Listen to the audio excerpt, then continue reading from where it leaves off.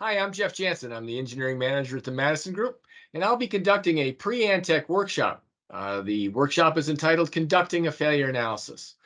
If you are involved in failure analysis, if you work with failed parts, this would be an excellent opportunity to understand how to take those failed parts and get information from them.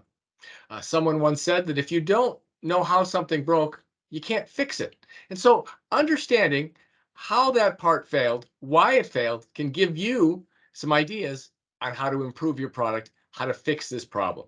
So we'll be going through some things as part of this workshop. We'll be looking at some plastic properties, how they behave chemically, mechanically, thermally. We'll be looking at recognizing plastic failures so that you can understand what is environmental stress cracking, what's creep, what's overload, what's impact.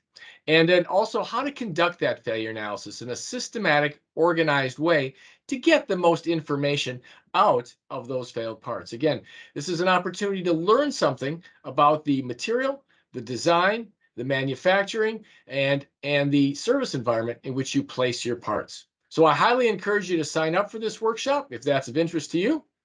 ANTEC will be a great opportunity to network, to learn about plastic materials.